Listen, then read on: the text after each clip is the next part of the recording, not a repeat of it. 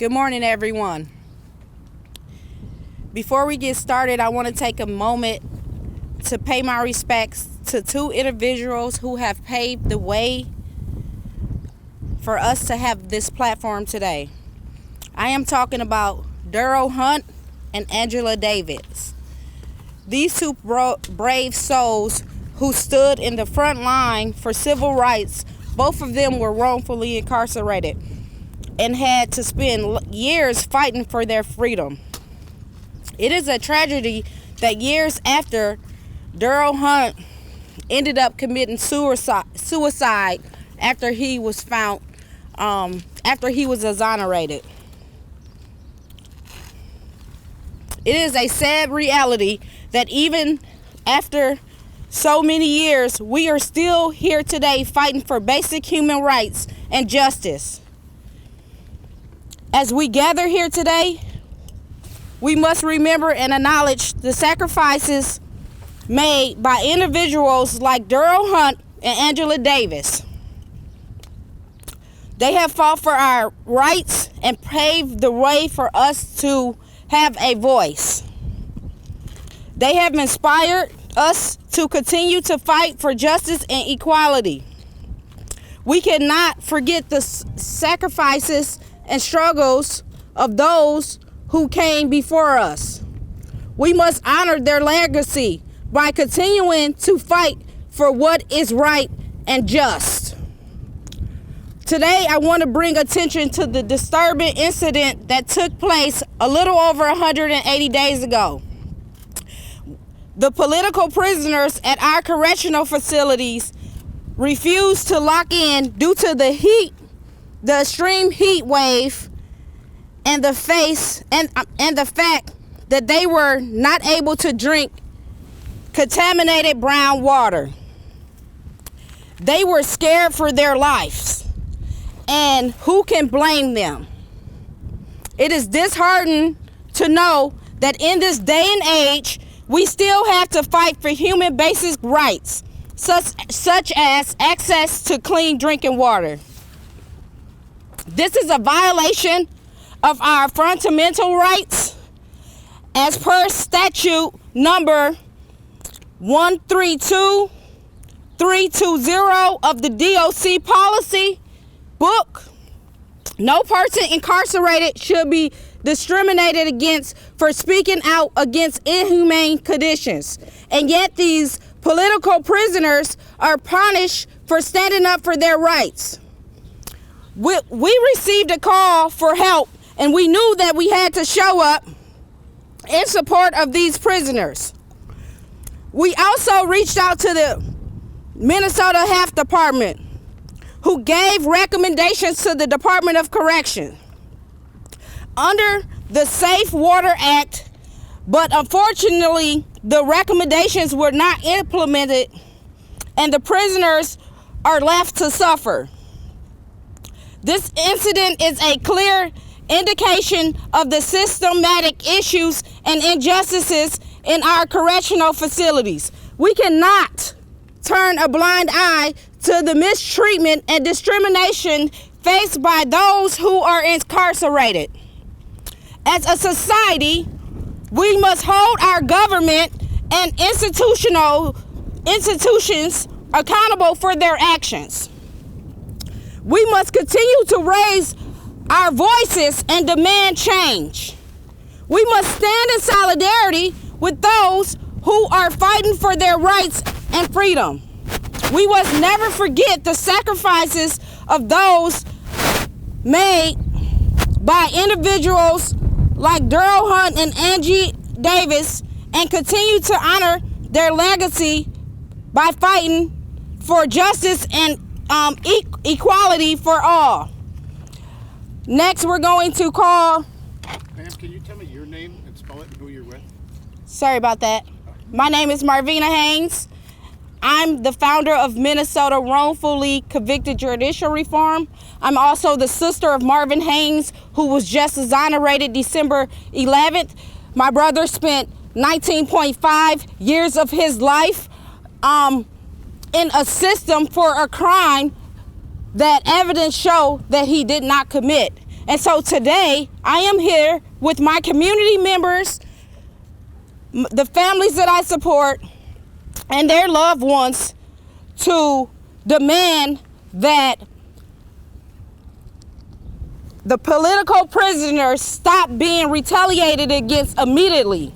We are here to demand that they fix the staff issue and stop locking folks down. It's bad enough that folks are inside of this prison having to drink brown water, be exposed to lead, have bad medical treatment, and then if they're speaking out about it, they're retaliated against and sent to solitary confinement.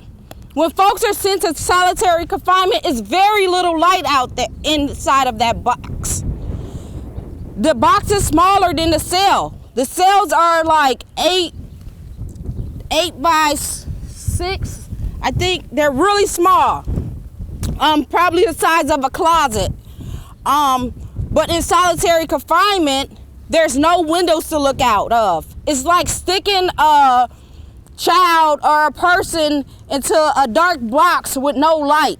When they get out of solitary confinement, they have issues with their lights, with their eyes. Both of the people who were released from prison, Mayan Burrell and Marvin Haynes, are both having issues with their eyes because they don't think that these folks in prison need to have sun. They don't think that that helps with their vitamin D. Today we're going to also call Michelle Gross from Communities Against Police Violence. Thank you, Michelle. Thank you. Good morning. My name is Michelle Gross with Communities United Against Police Brutality. What I want to talk about is this. The punishment for any kind of crime is the loss of your freedom. It is not torturous circumstances like being required to drink tainted water that's tainted with manganese and other heavy metals that can infect your health. It is not having a lack of health care.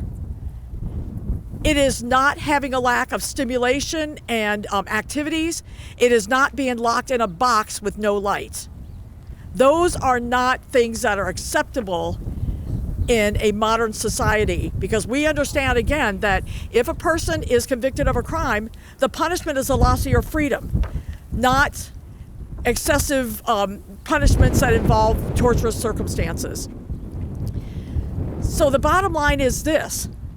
If the DOC was doing things correctly, if the conditions in the DOC were not bad, people would have nothing to expose. They would have had no reason to speak out.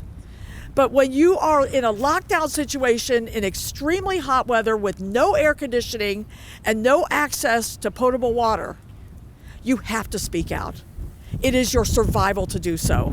And people should not be punished for doing so. And that's exactly what has happened.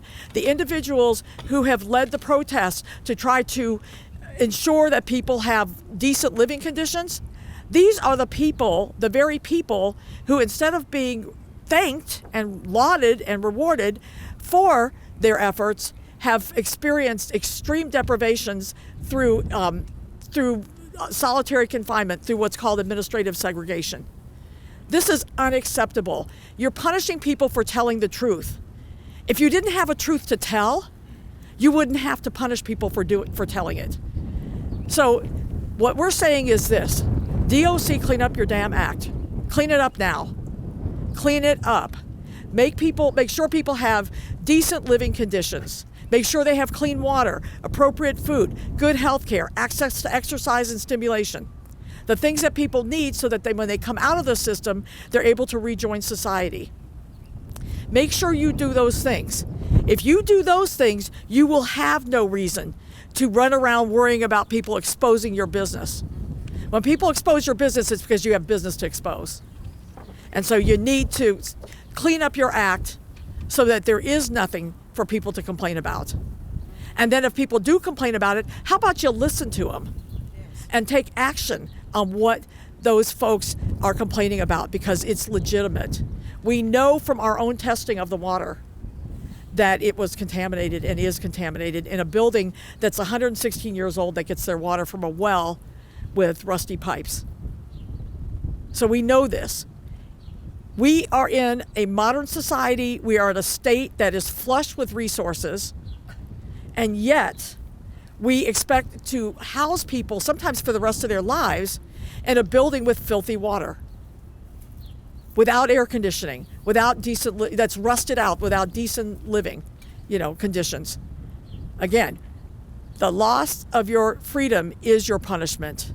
Not being exposed to dangerous levels of metal, not being exposed to poor living conditions, to lack of health care. Those things are unacceptable in our modern society, and we demand that change, and we demand that the people who raise that issue and talk about these deprivations be immediately released from administrative segregation, and that the retaliation stop. Thank you. Thank you so much, Michelle. And the folks who she's talking about, Philip Vance, Kowalski, Eli Anderson, Lincoln Cobwell, and there's a whole list of other folks who are being Willie Crump, and there's a whole list of other folks that this type of treatment is happening to. It's not fair. These folks are already committed to the sentence. It shouldn't cost them their life also. Next, we're going to call David Bunkley to the front. He's with IWOC. He does a lot of the work around prison systems. Thank you, David. Cool. It's David Benke, Boehnke. You're fine. from the Incarcerated Workers Organizing Committee.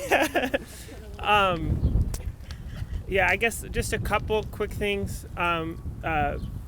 We also should probably mention the mental health care or lack thereof in the prisons, and the dental care and the lack thereof in the prisons. I have a friend right now in Rush City Prison who's had an abscess for the last 6 months, and they keep giving him antibiotics, and they keep refusing him dental care.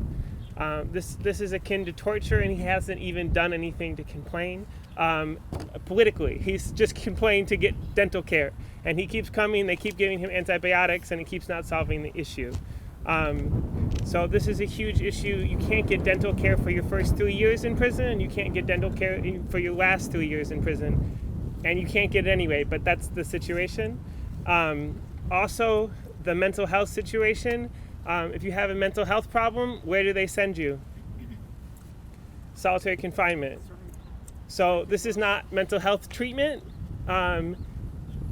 This is torture, and it just makes things worse. And there's so many people who are in prison who should not be there with a mental health issue. We should also just talk about the way they respond to people complaining in general. If you have a problem, you're supposed to submit a grievance. Grievances are routinely ignored or destroyed. It's a piece of paper, which means that if it's ignored or destroyed, you no longer have it. You're supposed to then send the grievance to the next person, but if it's destroyed, you don't have it. Also, if you're punished, sent to solitary for something, if you say this never happened, I contest this, you sit the same amount of time or more than if you win. So either way, you do your time, and it's a way of coercing people into saying that they did things that they never did. So this whole system, like Michelle is saying, is set up on not changing, and there's no reason for that. The problems that we have in our prison system are fixable. The people in prison are the people who know best, along with people who work there, about how to make those changes. And instead of listening to them, we put them in solitary confinement. And what that means is, as opposed to having people rehabilitate themselves, that they come home worse and with no support. So this needs to change. Thank y'all for being here. Yeah, thanks to everyone for being here too. Thank you so much, David. David does a lot of the investigations, keep up with what's going on around not all the prisons in Minnesota, and he organized and bring lots of the families together. Next, we're going to call Paul with the reinvestigation team and he'll give us a few words. Thank you, Paul. My name's Paul Bossman, B-O-S-M-A-N. I'm a civil rights lawyer. First, I wasn't sure why Marvina wanted to call me. I don't work on jail cases, but I have worked on what we call the justice system and people who've been on the losing end. I was talking to a client the other day and said, one of the things that bothers me is that when we talk about police brutality and we talk about the brutality of the injustice system, white folks don't ever see it, and black folks say it's the way it's always been and we can't change it. And she said to me, the difference is, Paul, that you can see it. I thought maybe she was complimenting my grasp of the obvious, but that's not how she said it. So what I want to do is try and make it so that you can see it. I mean, we're in a country that has outlawed slavery except for prisoners. We're in a country that has the highest percentage of incarcerated people in the world, bar none.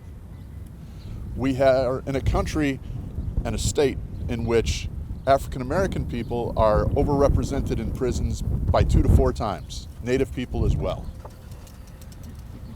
I know when the OBGYN greets a new baby, he doesn't go, this one's twice as likely to be a felon. That's something that we're doing. We're in a state that has one of the worst disparities economically between African American people and white people.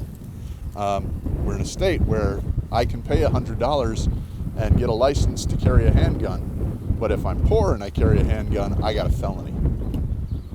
If I drive without a license, it is very unlikely that I'm going to be pulled over. I'm a white, middle-aged, heterosexual lawyer. I've got privilege cards stacked up like a 4-deck shoe in Vegas. But if I were African American, we know in Minneapolis, I'm at least twice as likely to be stopped, twice as likely to be searched, twice as likely to be arrested, and sucked into this system that pulls people down to the bottom. That'll then arrest them for violating the failure to have a driver's license because they got caught, because they didn't have insurance, because they couldn't afford it on their way to work. So there's this renowned Jewish preacher, Jewish carpenter, who said something like, when he comes back, he's separating the faithful from the unfaithful, and to the faithful folks, he's saying, come on in, and saying, okay, when I was hungry, you gave me meat. When I was thirsty, you gave me to drink. When I was in jail, you came and visited me. You have to love the faithful, because one of them goes, boss, that wasn't me. I would have remembered this whole, coming back in glory thing. And he said, what you do to the least of my brethren, that you do to me. So the thing that we got to understand is, first, that we're brethren with the people who are in prison. And second, we want to take you to visit. All right, so you wake up in the morning and now you're not in your bedroom. You're in a room that's at least 1/3 the size of your bedroom. You wake up with a roommate who you didn't choose, definitely of your gender, wearing an unflattering orange suit, and he's a convicted felon or she's a convicted felon too. You don't have the freedom of where you're going to go. Your first step is to stand up and be counted off or to have your ID bracelet checked. So we know where you're going to be. You're going to be taken away to feed on food you haven't chosen, to drink water you have no control of, and that's a good day. On a bad day, you're going to wake up in sweltering heat with undrinkable water like the prisoners in Stillwater who we're talking about today. On a really bad day, you're going to wake up in a tiny cell with minimal light. If you can put yourself in the place of those people, if you can see, then we've done what I want to do today. Thank you. Woo! Thank you, Paul. Thank you so much for that, Paul. Next, we're going to start calling up some of the family members of the loved ones who have had to endure this injustice. We're going to call up Brianna Hooper. Her dad is... Tell me your dad, babe. Good morning. My name is Brianna Hooper. I'm the first daughter of Brian Hooper Sr. Brian Hooper has spent over 25 years in prison for a crime that he did not commit. At the age of 27, he became a political prisoner in the state of Minnesota. He has served majority of his time at Stillwater Correctional Facility. Today I'm here to advocate for him and say his name and speak for him and be his voice. as his story has not been being told. Unfortunately, his story is not unique. However, it is important that we recognize the facts of his case, and that is there is no evidence pointing towards him. There's no physical evidence present linking him to any of the victim, the evidence on the victim.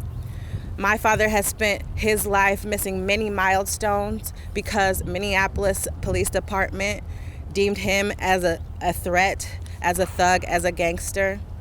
So I'm here to urge you guys to join in, tune in, to educate yourselves on his case and other cases similar, to educate yourselves on the injustice that is happening in Minneapolis, Minnesota. Thank you so much. Again, you can find information on Brian Hooper Sr. at justiceforbrianhoopersenior.com. That is Brian spelled with a Y, Senior, the abbreviation. Thank you. Thank you so much, sister. Thank you so much. And then next we're going to call the family of Deontay's Bobo, Nikisha, to speak out. Hello, my name is Nikisha Armstrong. I have a loved one who has been wrongfully incarcerated for the past 17 years. His name is Deontay's Bobo. We've been fighting for his freedom for a long time now. And I just want to encourage everybody who's standing up here and who's at home to come out and fight with us. This system is a system that tries to dehumanize us, and we all have to stand together. How do you have humans that's locked up in a facility that you guys have already took from us and treat them as if they're not human? We're not going to stand for that, and we're going to continue to stand and fight, and I urge everybody else to come out and continue to stand to fight with us too. Thank you. Thank you so much, sister.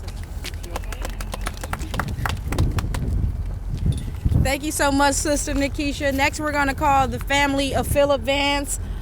Philip Vance, Miss Nikki, to the front.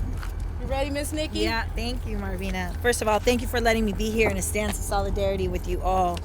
I'm here today to reiterate the sentiments that you've already heard. Also with a statement directly from Philip Vance this morning from 7:03 a.m. But I'm going to start with let's all shout, "Free Philip Vance." That's the goal. Deontay's Bobo and everybody else that's being part of the injustice in there. Philip is an innocent man. He's currently housed in MCF-Stillwater. He just completed the 180-day retribution for the peaceful stand against the inhumane treatment inside the facility that Marvina mentioned. He was released from solitary confinement on Friday, March 1st, not even a week ago. He had begun his programming in the step-down program as he was promised in his review. They gave him a lot of trouble. They did a secondary review. Everything was ironed out, and he was starting his programming. This morning he woke up and he had a red box on his door. This means that he must pack up whatever belongings he can fit in those small boxes that they allow. And then he must sit tight until they're ready to move him to whatever facility they choose. This is just another way for the DOC to continue to inconvenience him and to keep him in constant defense mode like they do all the other political prisoners inside. How can you really wrap your mind around doing time and a continual attack knowing you're innocent? That's the real question for all of us out here. Philip provided a statement and he wanted supporters to show up this morning to share his message in solidarity along with everybody else that's going through this. So I quote, "This is all a continual retribution by the DOC. I got out the hole, started my programming. Why are they now shipping me out? I did my 180 days of time. I took my punishment, and now they want to inconvenience me." End quote. The top players in this conviction and his continual experience inside the DOC continue to dodge and evade our questions and accountability. Paul Schnell, who's behind us in this building, you can only hide for so long. You committed to not using solitary as inhumane when you teamed up with NAMI Minnesota years ago. We are paying attention and we are taking receipts. Kathy Kina, she's the Attorney General in Dakota County who was over the conviction originally. She's also blocked multiple attempts for Philip to get post-conviction relief. She's definitely going to begin to feel the discomfort of her actions for the wrongful conviction of Philip Vance. We are now activating more intense pressure, no more understanding and nothing else slides. It's time for everyone to be on the right side of justice. Anyone who's not will lose the vote or our support. Free Philip Vance is the secret sauce to everyone's liberation. Free Philip Vance! Next, we're going to call Keon Kington to the mic. He's going to say a few words, and then if you guys have any questions, we'll be happy to take questions. If not, then we'll be wrapping up. Yeah, how do you spell your name? Sean, S-H-A-W-N, Keaton, K-E-A-T-O-N. Okay. Peace and blessings to everyone out here. I stand here on the shoulders of my brother that has been deceased, was murdered 27 years ago by St. Paul police. And I stand here with the strength of my mother that is still living, Oprah Edwards Graham Keaton.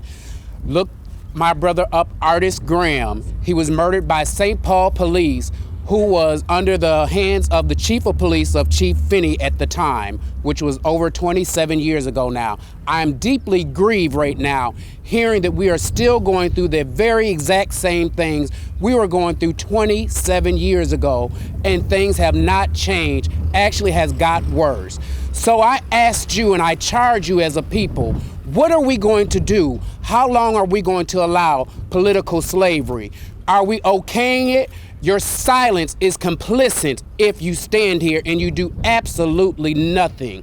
So I charge you as a human being of the United States of America, what do you plan to do? Do we plan to stand for political slavery in the United States when slavery was abolished over 200 years ago, supposedly? Talk about it, brother. But we are still in slavery as of today. So as I stand here as a proud black man on the shoulders of my dead brother that was murdered by St. Paul police, I stand here and I demand justice today, not tomorrow, today. Just like George Floyd had pressure put on his neck, I plan to put pressure on every political figure in this standing behind this doing absolutely nothing. And I command you and I implore you to do the same. Thank you very much. Peace and blessings.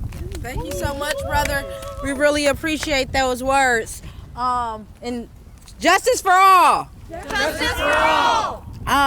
Is there any questions from you guys? Yeah, John LaPano, the spokesman reporter, thanks for putting this together. As you may know, the legislative session is happening right now.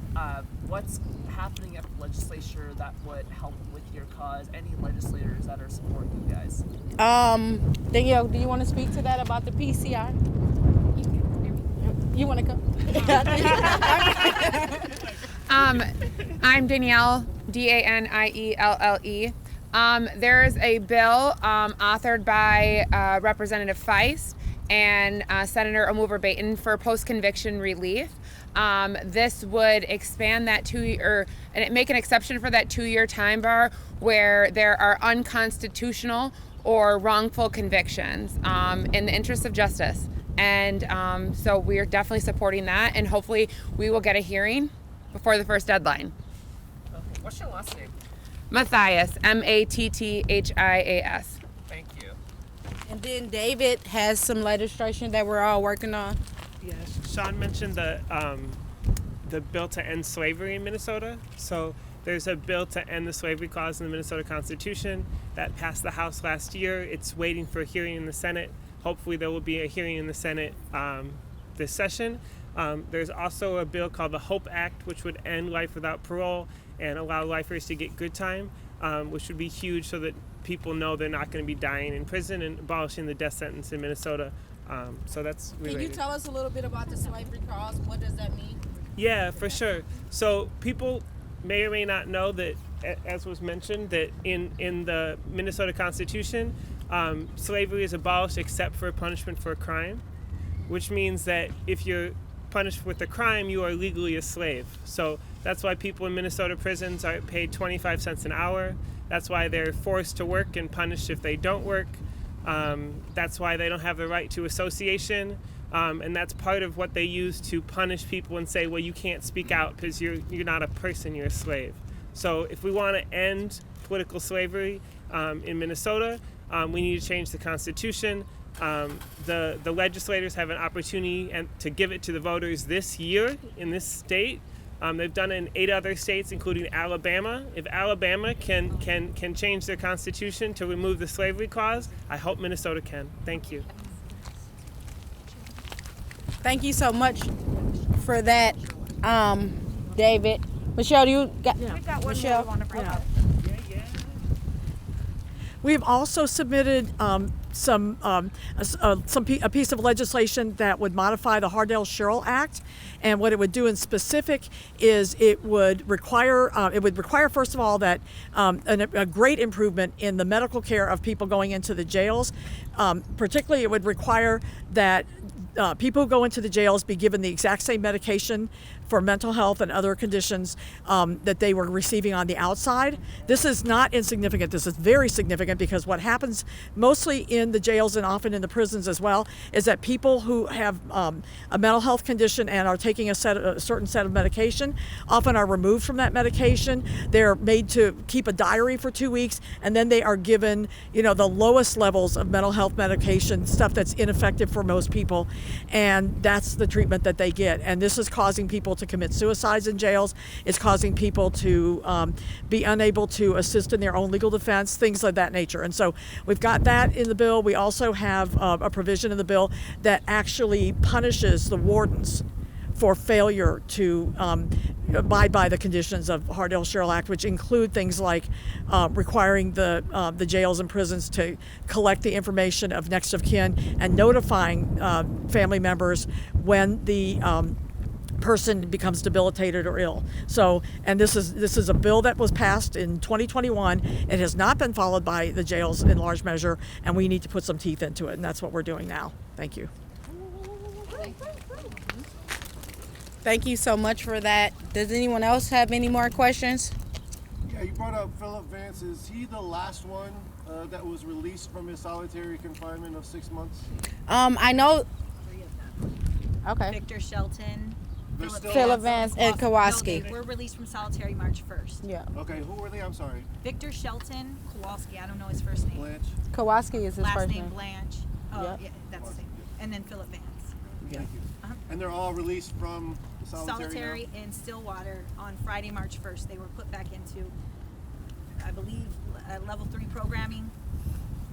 And one of the Willie Crump was Willie Crump was also in and so we have Willie Crump.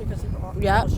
And so Willie Crump published an article with the spokesman recorder, which got him sent to solitary confinement for 6 days. That was between the time that Philip Vance and Kowalski then were already serving time in solitary confinement. And so our plea today is for the DOC to stop taking folks who are speaking out about the injustices that's happening in these prisons and also the jails to solitary confinement. It's their First Amendment right to be able to speak up. And then in the Department of Corrections policy book 130320, it states that they can never be retaliated against from speaking out in good faith. And they're going against all of those constitution rights, the policy books, and we want to hold these people accountable. Nikki wants to make another. So as far as Victor Shelton, they reminded me he was moved to Oak Park either days before he was released from solitary or the day of. But I also know behind the scenes he was willing to share the hearing that he had because he's not a lifer. He did get a hearing about the solitary punishment. He was willing to share that report and was unable because they moved him. So. Yeah. And another thing they're doing is, so if they see you in solitary confinement after you complete your days there, they want to move you from the prison that you have been in, have established relationships into maximum security, like you're a threat or a terrorist. If the Minnesota Department of Health came back and said that there are some things that needs to be changed inside of the Department of Correction, why are these guys being sent to solitary confinement? Why are they being moved into a worse prison where it's even darker?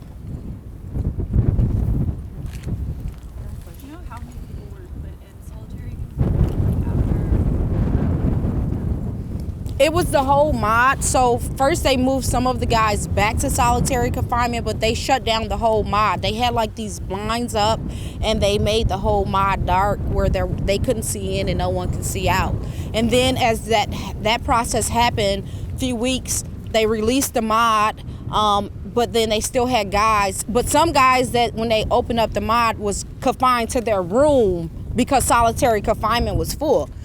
And so they wasn't able to get out and do any movement. When these guys are sent to solitary confinement, they're lost their jobs, they're lost any schooling that they may be doing, and they have to start over. They're already at the bottom making 13 cents an hour in prison. Why is these things continuing to happen to people? Because of, I don't know, speaking out.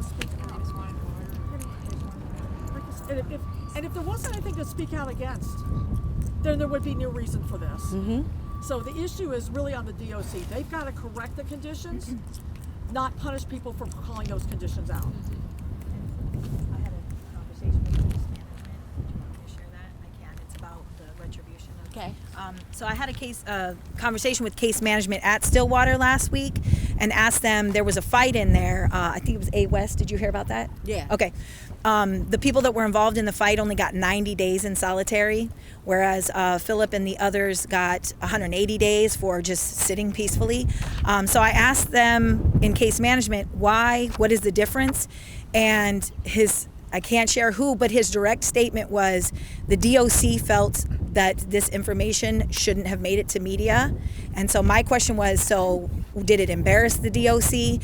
That's the whole thought. So Paul Schnell in here felt like he was embarrassed and he wanted that retribution of 180 days for peaceful, but he's okay with the fighting happening in there.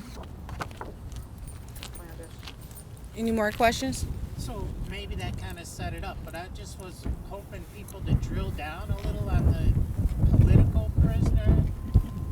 Can you talk to me about why you consider them political prisoners? Anyone that stands up for their rights and speak out against injustices, inside of the prison, we consider them as political prisoners. So a lot of times it doesn't have to be folks who actually are able or have the opportunity to speak to media or journalists. Everyone I work with in my organizations who's standing up for their injustices are considered political prisoners. So. Can you tell me the problems that Mayan Burrell and Marvin Haynes with their eyes? Like, are we talking nearsightedness? We're not really sure. It's just like the sun really hurts their eyes. Marvin just went and had his eyes checked. Sometimes if you see Brother Mayan, you may see him with these glasses on. But it's these sunglasses, and it's due to the fact of them being inside that prison for 20 years. They don't get a lot of sunlight, right? And so when you're in a dark room for 20 years and you're finally able out, it will have an effect on your eyesight. It impacts your retinas. Yeah. Over time. So what exactly happened? So Willie Crump wrote a story in The Spokesman. Like, was he charged with anything that landed him in solitary for 6 days? What was he charged with? Willie Crump was charged with spreading disinformation, which landed him 7 days in solitary confinement. Okay. Can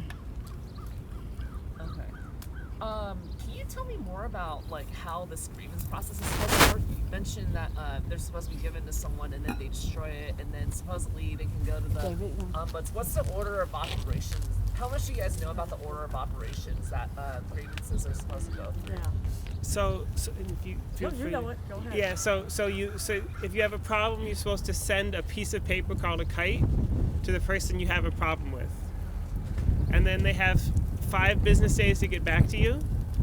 And if they don't get back to you, then you can send it to the person above them. But you can only send it to the right person above them, and it's on the way all the way up until it gets addressed or ignored. The problem is it's all paper, and you have to submit the previous grievance. So if you never get a grievance back, then what are you supposed to submit? You know what I mean? There's also a long-standing problem in every facility of correctional officers or others destroying grievances, including paperwork or documentation that goes with them. And again, because it's only in paper, if you no longer have your documentation, then what are you supposed to do? Also, there's no independent oversight over the DOC that enforces their policies. So that means that even if the DOC is just breaking their policies left and right, there's no one who can say that.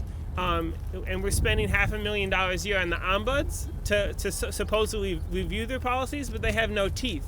So the ombuds can say you're breaking your policies, and the DOC can say thank you.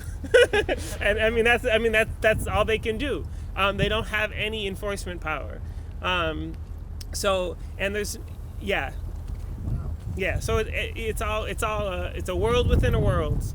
Are you guys able to tell me like some of the complaints that prisoners have sent to, like the grievances, the kites that they have sent that have been destroyed? So we're talking about water, air conditioning. Like you probably have a litany. Like what are some that stand out to you? Michelle might have some dramatic ones. I think tons of issues about medical care. Yes. You know, including people that are waiting for their chemotherapy. Oh, sure. I'm sorry. Okay. Yeah. No problem. One of the biggest things that I see, because I get a lot of, I work as a paralegal for a civil rights attorney, and all of our clients are in jail, prison, or they're police brutality clients. And so I talk to probably a dozen or more inmates every single day. And what I get is a lot of complaints about the lack of medical care. Mm-hmm.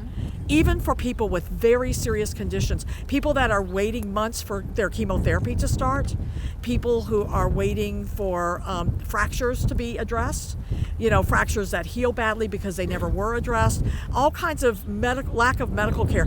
People, and it's even simple things. I've got a guy, for example, who has a digestive disorder, a serious one, that on the outside would be seeing a doctor very regularly and would be on a special diet. The DOC can't seem to deliver his special diet no matter what. And it's a very common low residue diet. It's a normal type of diet. But every time I turn around, I'm having to call in and call to the food service area, call to the nursing area, call to the warden to say, give this man his diet. Again, today, the only thing he could eat was, mashed potatoes because you all won't give him his proper food. So these are the kinds of things that we see all the time. We also do see complaints about discrimination related to employment. There's a new thing that's going on in a couple of the prisons where if people have a mobility device, they're in a wheelchair or they use some type of mobility device, then they are not being allowed to have employment. And employment is very important for inmates for the ability to have money in prison. In prison, $10 is like, $150 for us out here, right?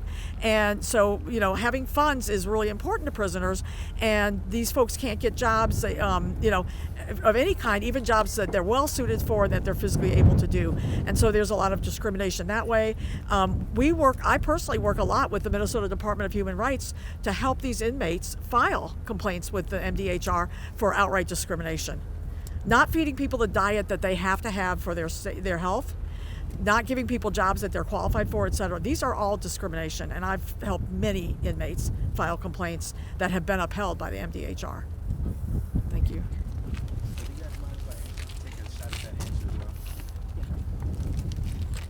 This is Vision. He'll introduce Vision Jones, and he wants to take a shot at that. So, how you guys doing today? Appreciate everybody coming out. My name is Leroy McGee. I was born Leroy McGee to the community. I'm known as Vision. I want to take a shot at that because I'm familiar with it.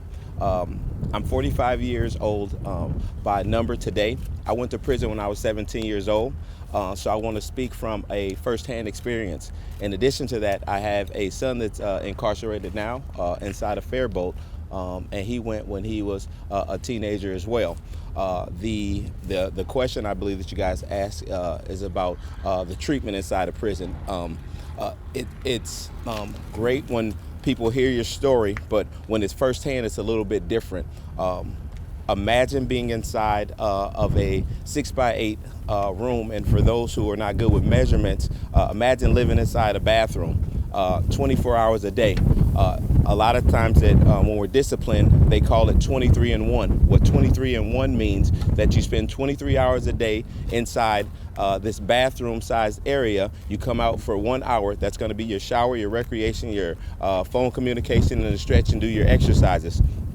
Sometimes, and I won't say all officers, I'm a God-fearing person, so it's not all officers, but it does happen to where you don't even get that 1 hour out Sometimes you don't get the exercise as a form of discipline from the frustration of being inside that room. You're denied that phone call, which is your lifeline to the community, the lifeline to people.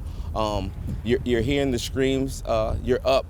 You can only have a maximum amount of 3 books inside your cell at one time, not including the Bible or any religious material, which is great. However, if you're inside a room for 23, sometimes 24 hours a day consecutively for 3 months, 6 months, in a short duration of time, because I did hear someone mention 6 days inside the hole. When I was in the hole and in prison, I spent 45 days in the hole for a fight. That's a month and a half inside a hole, at minimum 23 hours a day, with no rules, no regulations, and anytime a guard decided they were having a bad day because they're people as well, maybe we didn't come out, maybe we didn't take a shower, and who do we complain to? I heard omnibus mentioned, which if you're an inmate, you're already looked upon as guilty, even though it says even when you get arrested, innocent until proven guilty.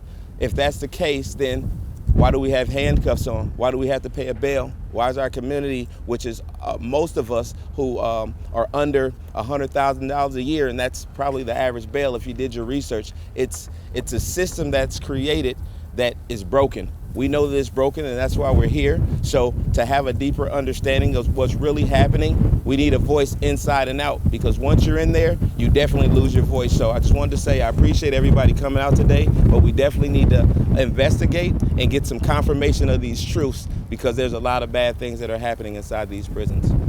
Thank you. Can you just say your name and spell it for us? Yes, my name is Leroy, Leroy. My last name is McGee, McGhee. To my community, I'm known as Vision. Vision is spelled Vizion on social media, or if you Googled me, I'll come up as Vision the Future. Vizion, the spelled regular, and then the future. I appreciate your time, but it's real. Thank you so much for that. Is there any more questions? Yes. Go ahead. Yeah, can you speak on the independent water testing? Because I know the statement said that there wasn't an issue like in September. Sort of the timeline on that. The individual water testing that we did came back, and it was found that they said that the water was safe to drink, but it had a lot of high levels of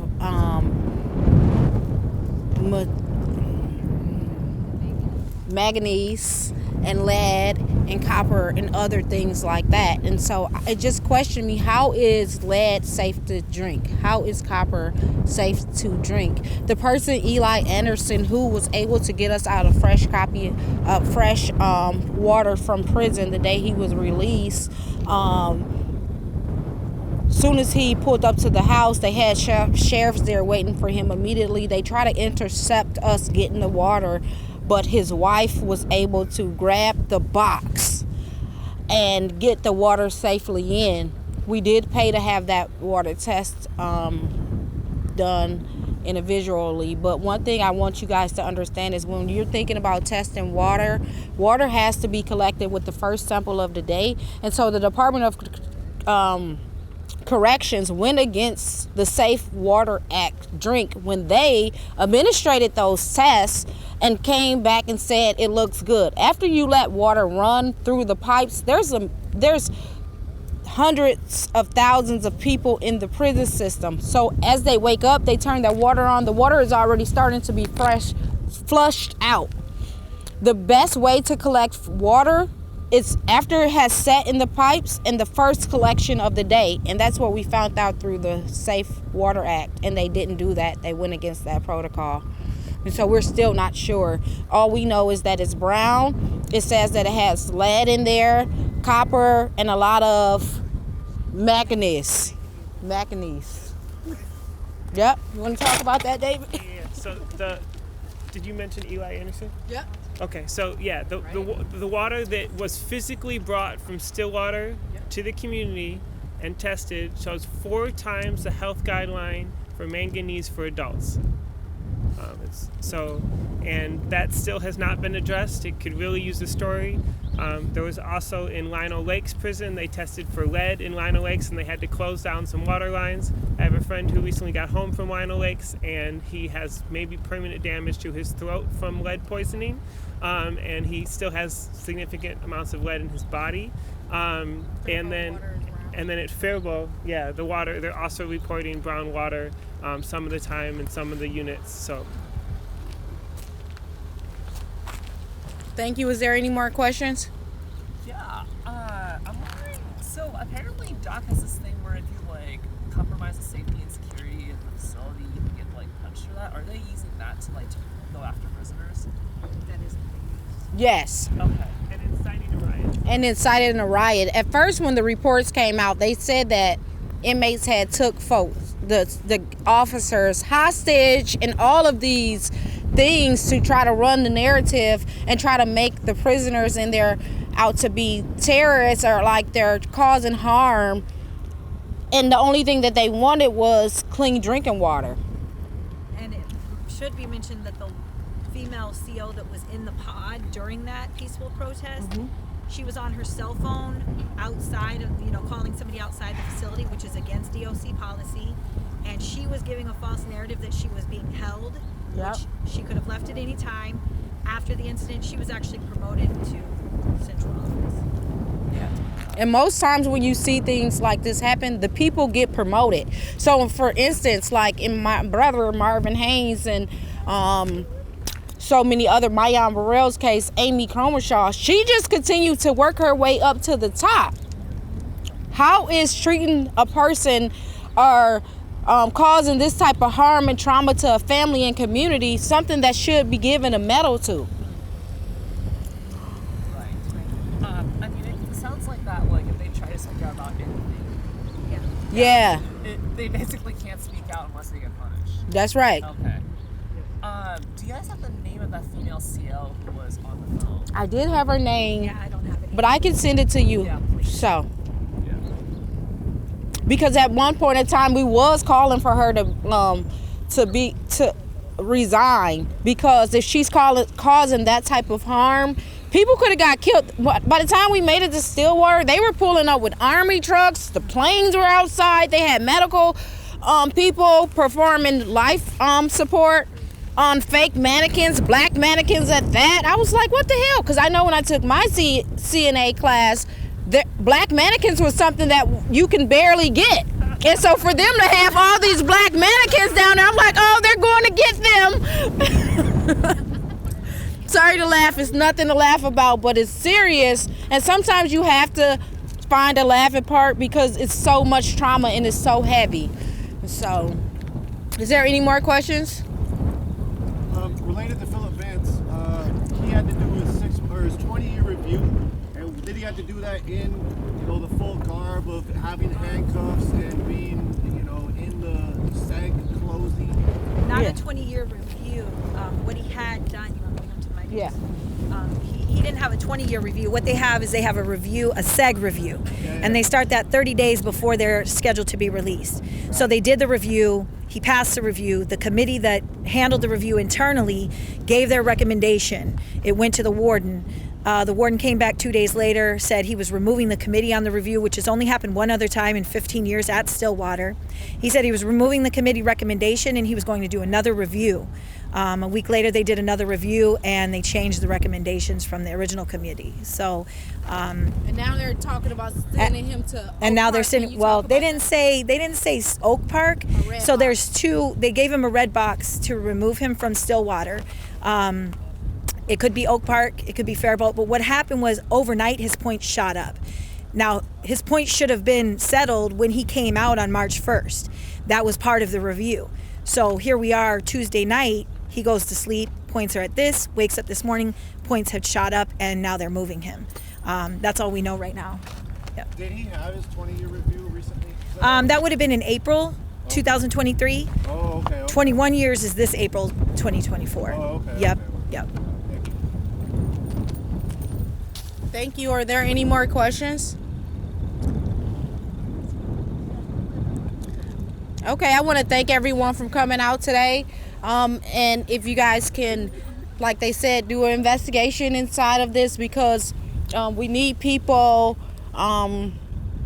who don't have family members as connected to the trauma and the pain of it to do the investigation, to spread the awareness, and so it won't be one-sided. A lot of times they look at us activists as terrorists and people who's trying to cause harm, and the only harm that we're causing to the government is to say that rights have to be for all people and not just a certain type of people.